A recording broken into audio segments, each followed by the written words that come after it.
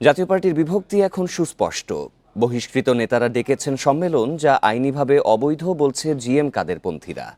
আদালতের আদেশের ভুল ব্যাখ্যা দেয়া হচ্ছে বলেও দাবি মূল দলের মহাসচিব শামীম হায়দার পাটোয়ারীর। আনিসুল চুন্নু গ্রুপ বলছে গণতান্ত্রিক ধারা অব্যাহত রাখতেই নতুন সম্মেলন। রাজধানীর কাকরাইল ও গুলশানে আলাদা সংবাদ সম্মেলনে এসব কথা বলেন দুই অংশের নেতারা। গত ২৮ জুন হওয়ার কথা ছিল জাতীয় পার্টির সম্মেলন, তবে ১৬ জুন সম্মেলনের জন্য জায়গা না পাওয়ার কথা বলে তা স্থগিত করেন জিএম কাদের। এর বিরোধিতা করায় আনিসুল ইসলাম মাহমুদ, মুজিবুল হক চুন্নু সহ সিনিয়র নেতাদের বহিষ্কার করেন কাদের। এরপর থেকেই আবারও দুই ভাগে বিভক্ত জাতীয় পার্টি। বিষয়টি গড়ায় আদালত পর্যন্ত। গত ৩১ জুলাই চেয়ারম্যানের সাংগঠনিক কার্যক্রমের উপর আগামী ১২ আগস্ট পর্যন্ত অস্থায়ী নিষেধাজ্ঞা দেয় আদালত। চেয়ারম্যান পদ ধরে রাখতেই সম্মেলন বাতিল করেন জিএম কাদের, এমন অভিযোগ আনিসুল চুন্নুদের। তাই নতুন কমিটি গঠনের সম্মেলন ডেকেছে আনিসুল চুন্নু গ্রুপ, যা আইনিভাবে অবৈধ বলছে কাদের গ্রুপ। স্পষ্ট যে আমরা শপথে সকলে বহাল আছি। নট অনলি দ্যাট, উনি যে চেয়ারম্যান জিএম কাদের, তার সাংগঠনিক কর্মকাণ্ডের উপর তার বিধিনিষেধ হয়েছে। জাতীয় পার্টির কোনো মিটিংয়ে তারা অংশগ্রহণ করতে পারেন না, জাতীয় পার্টির কোনো মিটিং তারা ডাকতে পারেন না, তথাকথিত প্রেসিডিয়াম মিটিং হতে পারে না, তথাকথিত প্রেসিডিয়াম মিটিংয়ে তারা অংশগ্রহণ করতে পারে না। কাউন্সিল ডাকার কোনো এখতিয়ার কোনোভাবেই তাদের নাই। জাতীয় পার্টির গঠনতন্ত্র অনুযায়ী নিজেকে ভারপ্রাপ্ত চেয়ারম্যান দাবি করেছেন আনিসুল ইসলাম মাহমুদ, যদিও কাদেরপন্থীরা বলছেন আদালত বহিষ্কৃত নেতাদের পদ ফিরিয়ে দেওয়ার কোনো আদেশ দেয়নি। যদি পদে সিনিয়র কো চেয়ারম্যান থাকে বা চেয়ারম্যান থাকে, তাহলে তিনি হবেন ভারপ্রাপ্ত চেয়ারম্যান। সেই হিসাবে কিন্তু আমি ভারপ্রাপ্ত চেয়ারম্যান। চেয়ারম্যান পদ বাতিল করা হয়নি, চেয়ারম্যান পদ অবৈধ ঘোষণা করা হয়নি, এবং যারা বহিষ্কৃত ছিল কাউকে রিইনস্টেটের কোনো আদেশ দেয়া হয়নি। অর্থাৎ আইনের চোখে যারা বহিষ্কৃত হয়েছিল প্রাথমিক সদস্য পদসহ অদ্যাবধি তারা এখনও বহিষ্কৃত আছেন। নির্বাচন প্রসঙ্গে কাদেরপন্থী গ্রুপ বলছে এখন ভোটের পরিবেশ নেই, সরকার তা ফেরাতে পারলে অংশ নেবেন তারা। আর আনিসুল পন্থীরা নির্বাচনে অংশ নেওয়ার প্রস্তুতি নিচ্ছে বলে জানা গেছে। ঠিক এটি হচ্ছে লিগ্যাল পজিশন। বন ইবনে কামাল, ইন্ডিপেন্ডেন্ট নিউজ, ঢাকা। অনেকেই জাতীয় পার্টির নাম। আগামী নির্বাচনে জনগণের রায়ে বাংলাদেশকে একটি গণতান্ত্রিক ও কল্যাণ রাষ্ট্র হিসেবে গড়ে তোলার প্রত্যয় ব্যক্ত করেছেন বিএনপির ভারপ্রাপ্ত চেয়ারম্যান জনাব তারেক রহমান। শুক্রবার বিকেলে গুলশানে বিএনপি চেয়ারপারসনের রাজনৈতিক কার্যালয়ে মতবিনিময় সভায় একথা বলেন তিনি। ১২ দলীয় জোট, সমমনা জোট, এলডিপি ও লেবার পার্টির নেতাদের সাথে এই সভায় ভার্চুয়ালি যুক্ত হয়ে তারেক রহমান বলেন, দীর্ঘ আন্দোলন সংগ্রাম ও জুলাইয়ে ছাত্র জনতার গণ অভ্যুত্থানে আওয়ামী ফ্যাসিবাদের পতন হয়েছে। আসন্ন নির্বাচনের মধ্য দিয়ে জনগণের রায়ে বাংলাদেশকে একটি গণতান্ত্রিক ও কল্যাণ রাষ্ট্র হিসেবে গড়ে তোলার প্রত্যয় ব্যক্ত করেন তিনি। সভায় আর উপস্থিত ছিলেন বিএনপি মহাসচিব মির্জা ফখরুল ইসলাম আলমগীর, স্থায়ী কমিটির সদস্য নজরুল ইসলাম খান, বিএনপির ভাইস চেয়ারম্যান আব্দুল আউয়াল মিন্টু সহ নেতারা।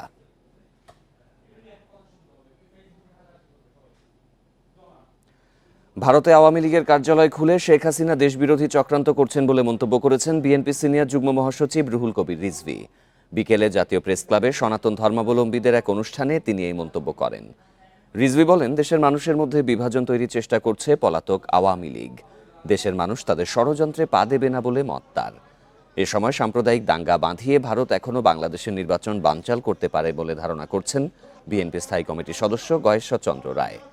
বলেন, উপমহাদেশে অনেক সাম্প্রদায়িক দাঙ্গা তৈরি হয়েছে রাজনৈতিক ও গুজবের কারণে। সাম্প্রদায়িক দাঙ্গা বাঁধিয়ে ভারত এখনও বাংলাদেশের নির্বাচন বানচাল করতে পারে, তাই সবাইকে সতর্ক থাকতে হবে।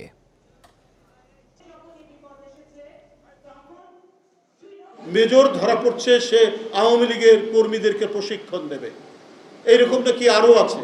তো এই ঘটনাগুলো কিসের?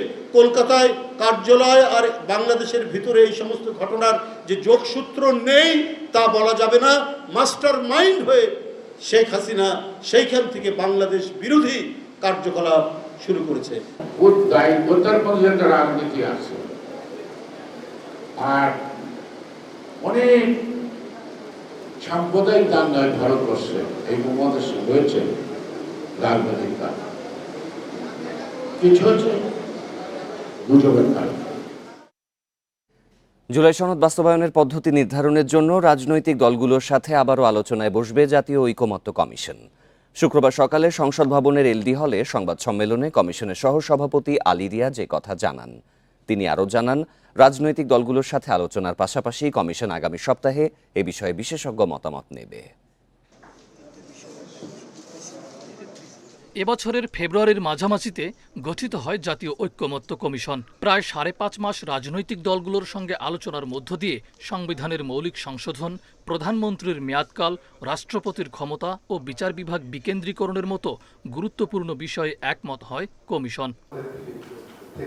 শুক্রবার জাতীয় সংসদ ভবনের এলডি হলে ঐক্যমত্য কমিশনের সহসভাপতি জানান, প্রথম পর্বের সংলাপে 165টি প্রস্তাবের মধ্যে 62তে একমত হয় অধিকাংশ দল।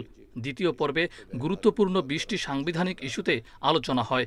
প্রধানমন্ত্রীর একাধিক পদে থাকার বিধান, নির্বাচন কমিশন গঠন, সরকারি কর্ম কমিশন, মহা হিসাব নিরীক্ষক ও নিয়ন্ত্রক, দুর্নীতি দমন কমিশন ও ন্যায়পাল নিয়োগের বিধান সম্পর্কিত আলাদা প্রস্তাব হিসেবে যা গৃহীত হয়েছে। জুলাই ঘোষণাপত্র পাঠ হলেও এর বাস্তবায়ন কি হবে তা নিয়ে রাজনৈতিক দলগুলোর সঙ্গে ফের আলোচনায় বসবে কমিশন। ঐকমত্যের ভিত্তিতে রচিত এবং প্রত্যাশিত স্বাক্ষরিত সনদের বাধ্যবাধকতা নিশ্চিত করা এবং বাস্তবায়নের পদ্ধতি কি হবে তা রাজনৈতিক দলগুলোর সঙ্গে আলাপ আলোচনার মাধ্যমে নির্ধারণ করা দরকার।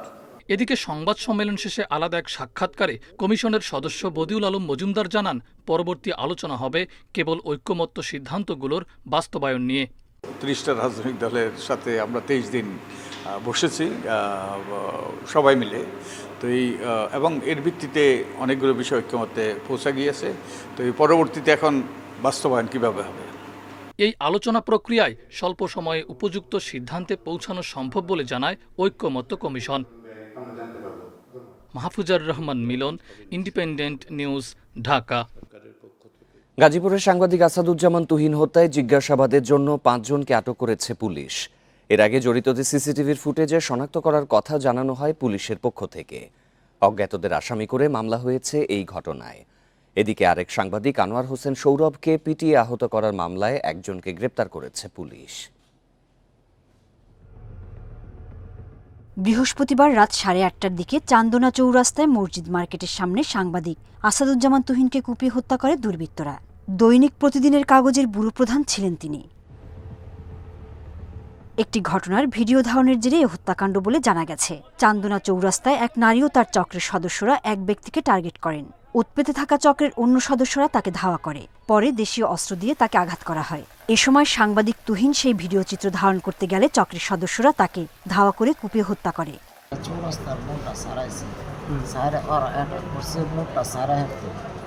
ওদের সাথে একটা পারাবার হয়েছে, পারাবার হইলে টাকাটা আমার পকেট থেকে নিয়ে গেছে।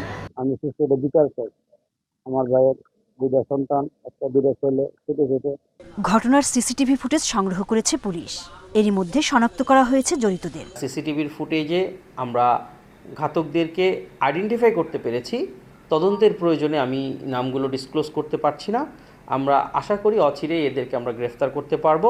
এদিকে বাংলাদেশের আলো পত্রিকার গাজীপুর প্রতিনিধি আনোয়ার হোসেন সৌরভের উপর হামলার ঘটনায় মামলা করেছেন তার মা আনোয়ারা বেগম। সাংবাদিক তুহিনকে হত্যা এবং সৌরভের উপর হামলার প্রতিবাদে গাজীপুর প্রেস ক্লাবের সামনে মানববন্ধন করেছেন গণমাধ্যম কর্মীরা। দ্রুততম সময়ে জড়িতদের শাস্তির দাবি জানিয়েছেন তারা। যারাই জড়িত, রাজনীতি দলে হোক, রাস্তার লোক হোক, আর চিন্তায় হোক, সন্ত্রাসী হোক, তাদেরকে দ্রুত গ্রেফতার করতে হবে। প্রতিবাদে কিশোরগঞ্জ, খাগড়াছড়ি সহ বিভিন্ন জেলায়ও মানববন্ধন করেছেন সাংবাদিকরা। সোহেলি জাহান, ইন্ডিপেন্ডেন্ট নিউজ। এই ছিল বিরতিহীন রাত 9টায় বাংলাদেশে। সব খবরের আরও বিস্তারিত জানতে চোখ রাখুন ফেসবুক, ইউটিউব এবং এক্সে। ধন্যবাদ সবাইকে।